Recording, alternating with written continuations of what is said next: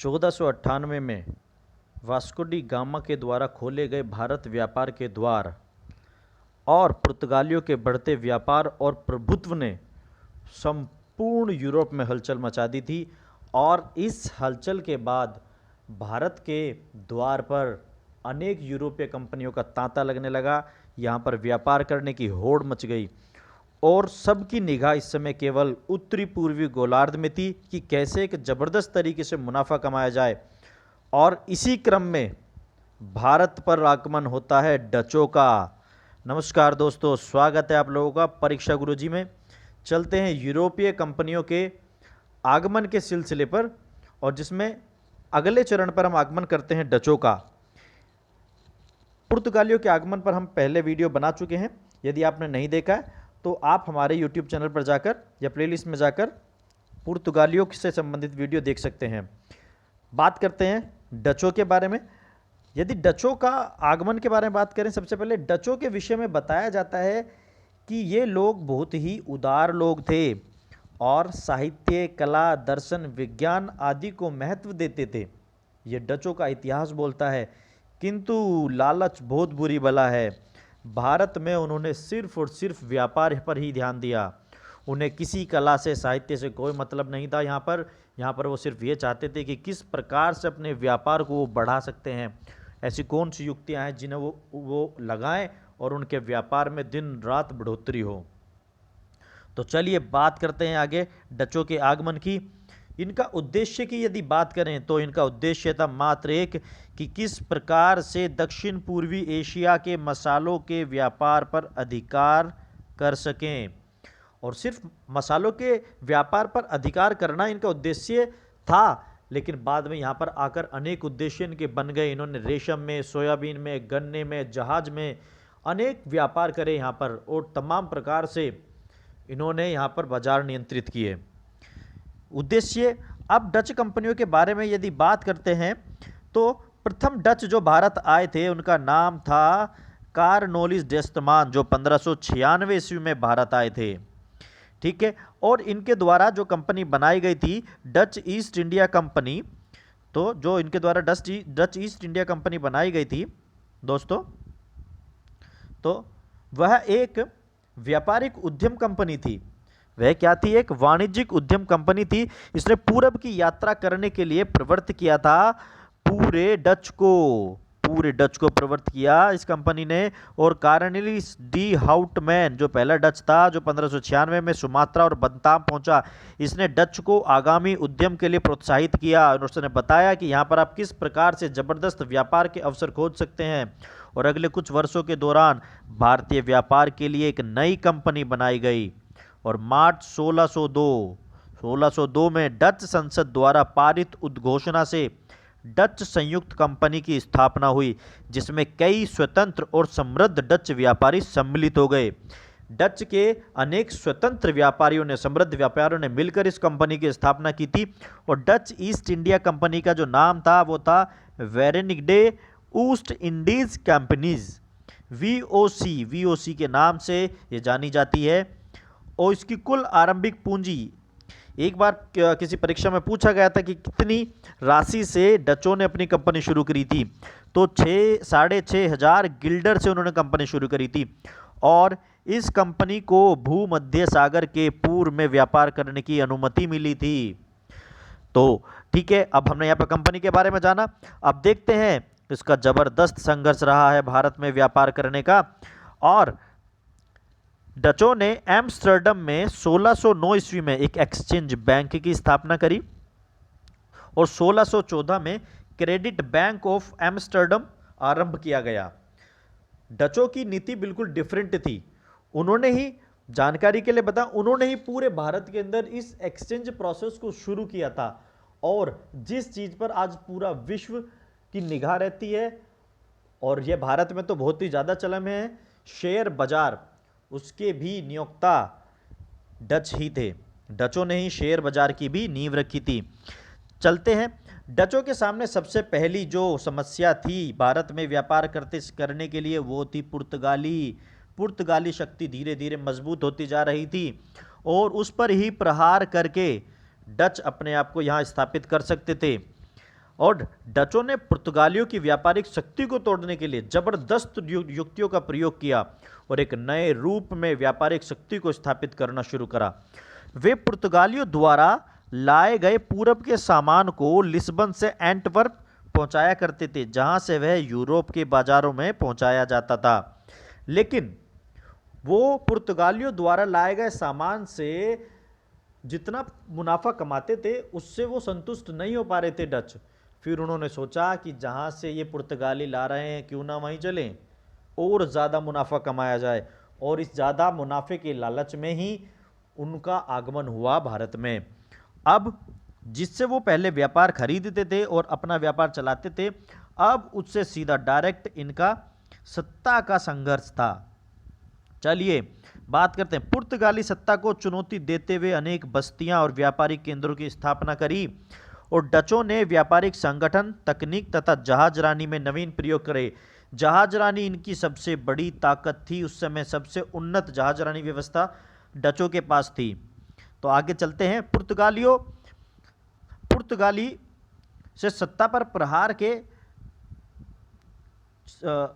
चलन में चलते हैं। 17वीं शताब्दी में उन्होंने फ्लूट शिप का निर्माण किया। यह एक अनोखा और अद्भुत जहाज था। फ्लूट शिप एक जहाज का नाम था जो बिल्कुल अद्भुत था। यह फ्लूट शिप बेहद हल्का था और इसे खेने के लिए कम लोगों की जरूरत पड़ती थी। कम लोगों के द्वारा ही यह चलाया जा सकता था और इससे आने जाने के खर्च में कटौती होती थी, जो उस समय की बहुत बड़ी उपलब्धि थी, क्योंकि उस समय आने जाने पर बहुत ज़्यादा खर्च होता था।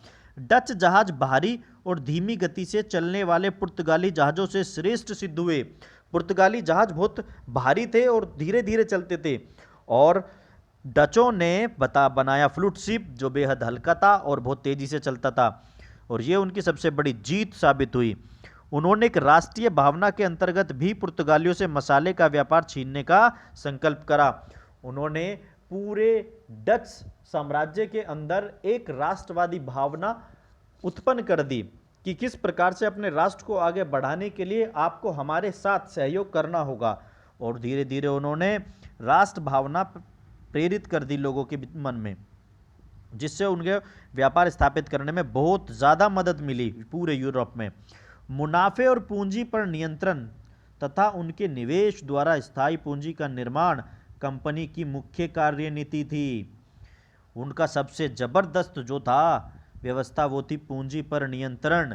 किस प्रकार से पूंजी पर नियंत्रण करके अपने व्यापार को आगे बढ़ा सकते हैं।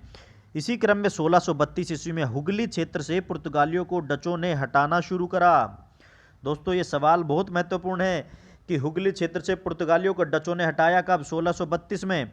और 1658 ईस्वी में श्रीलंका से डचों ने पुर्तगालियों को हटाया। अब पुर्तगालियों के उल्टे दिन शुरू हो गए थे। डचों ने जबरदस्त तरीके से टारगेट करना शुरू कर दिया है उनको। तो 1658 में श्रीलंका से डचों ने पुर्तगालियों को हटाया। पहले 1632 में हुगली क्षेत्र से हटाया और 1658 में श्रीलंका से। अब 1659 में तंजोर तट पर स्थित नेगापट्टम डचों ने पुर्तगालियों से जीत लिया था। और उनके कार्यशैली में और भी अनेक प्रकार की विशेषताएं शामिल थी जिससे उन्हें सत्ता स्थापित करने में मदद मिली। जैसे जो डच थे वो दलालों के माध्यम से बुनकरों से संपर्क करते थे, और वैसे कभी कभी वे कारीगरों को सीधा रोजगार भी देते थे। इससे क्या होता था, उनके पास मैन पावर बहुत ज़्यादा इकट्ठी हो गई थी, है ना, और वो धीरे धीरे जो व्यापार करना चाहते थे उसमें उनको सहायता मिलने लगी। उन्होंने ये उनका बहुत जबरदस्त डचों की बहुत ज़बरदस्त उपलब्धि थी ये कि गोलकुंडा के एक गांव के निवासी जब लगान नहीं चुका सके तब डचों ने लगान की रकम चुकाकर उनसे सेवाएं प्राप्त की, और पूरे गोलकुंडा में अब उन्हें श्रमिकों की कोई कमी नहीं थी। पूरा गोलकुंडा उनका फैन हो गया था। इस प्रकार से उन्होंने पुर्तगाली शक्तियों को पूरी तरह से खत्म कर दिया था। डचों और पुर्तगालियों के संघर्ष में डचों को विजय प्राप्त हुई और धीरे धीरे डचों ने भारत सभी महत्वपूर्ण मसाला उत्पादन क्षेत्रों पर अधिकार कर लिया। भारत में जितने भी मसाला उत्पादन क्षेत्र सब पर अधिकार कर लिया। डचों ने इंडोनेशिया मसाला द्वीप को अपना प्रारंभिक केंद्र बनाया। शुरुआत में उन्होंने इंडोनेशिया का जो मसाला द्वीप था उस पर कब्जा करा था डचों ने। और जो महत्वपूर्ण तथ्य है, डचों ने भारत में अपना पहला कारखाना 1605 ईस्वी में स्थापित करा। ये बहुत ही महत्वपूर्ण है, मोस्ट इंपॉर्टेंट है ये, कि डचों ने अपना पहला कारखाना कब स्थापित करा? 1605 ईस्वी में स्थापित करा था। और कहाँ पर? मछलीपट्टनम में स्थापित करा था। यहाँ से डच लोग नील का निर्यात करते थे और डचों ने भारत में मसालों के स्थान पर भारतीय वस्त्रों को अधिक महत्व दिया। यहाँ पर आए थे केवल मसालों के लिए और उन्हें एक नया बाजार मिला, वो था भारतीय वस्त्र उद्योग बाजार, और जिसे उन्होंने फिर मसालों से भी ज़्यादा तवज्जो देना आरंभ करा। 1618 ईस्वी में सूरत में नियुक्त डच फैक्ट्री के प्रभारी दान खेस्तेजन ने 1618 ईस्वी में मुगल शहजादे खुर्रम से एक व्यापारिक संधि के तहत भड़ोच, बंबई, अहमदाबाद, आगरा, बुरहानपुर में डच फैक्ट्री की स्थापना की। तो ये सवाल आता है कि 1618 के अंदर किस मुगल बादशाह ने डचों को व्यापार करने की अनुमति दी थी? तो वो दी थी किसने? खुर्रम ने। खुर्रम मतलब जहांगीर। आगे चलते हैं, बात करते हैं कि पुलिकट से डच अपने स्वर्ण सिक्के पैगोडा का निर्माण करते थे। कहाँ से करते थे? पुलिकट से। और 1627 ईस्वी में बंगाल में प्रथम डच फैक्ट्री पीपली में खोली गई। ये प्रश्न बहुत इंपॉर्टेंट है कि उन्होंने बंगाल के अंदर पहली फैक्ट्री कब खोली?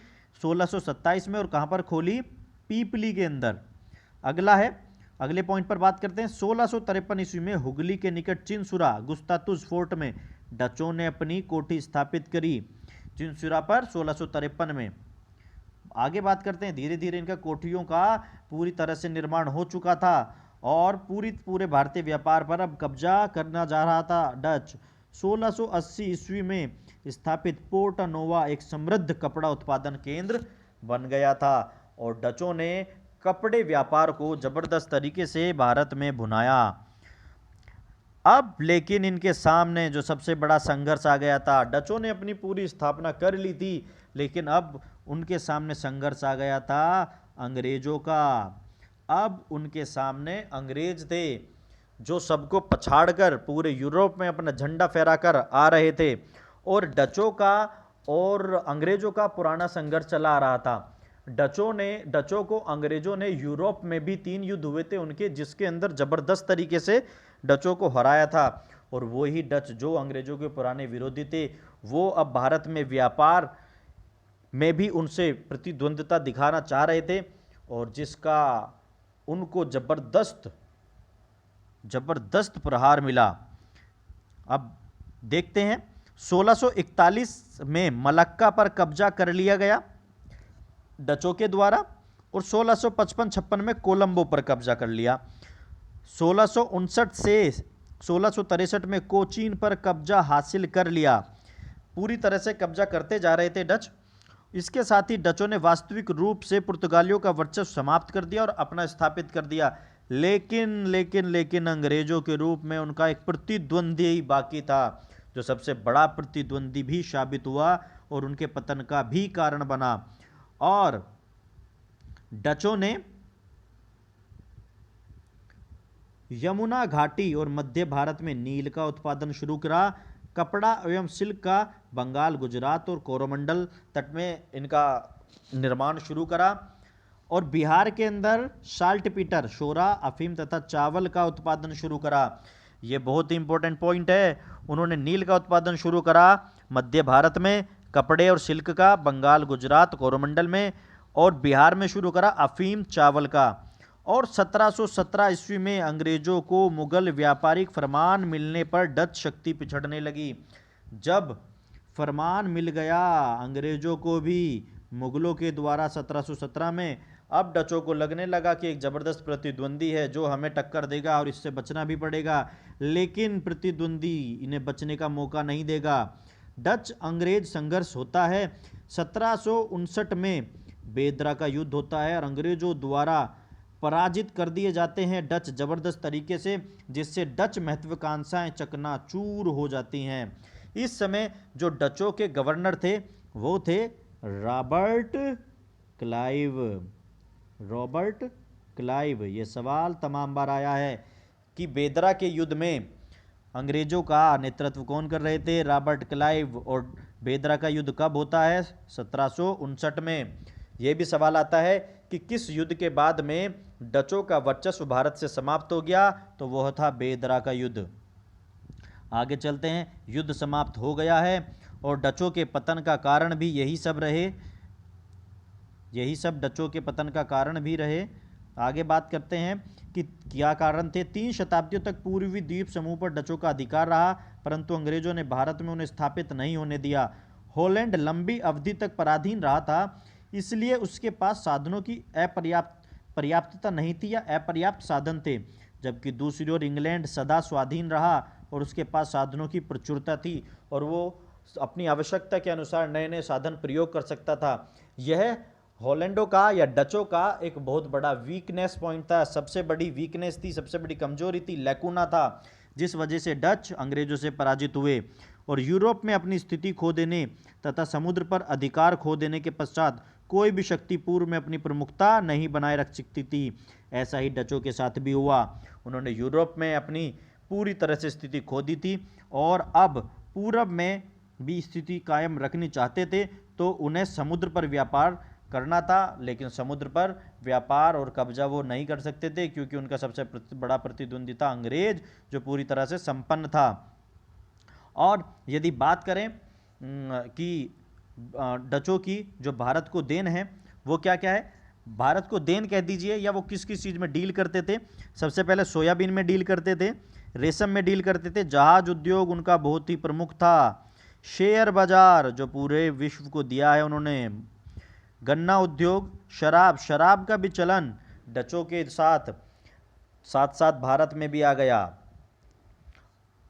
उम्मीद करते हैं कि डचों के इस यात्रा पर आप लोगों को आनंद आया होगा और ऐसे ही अगली सीरीज में हम लेकर आएंगे ब्रिटिशर्स का संघर्ष और ब्रिटिशर्स की सत्ता स्थापना किस प्रकार से रही।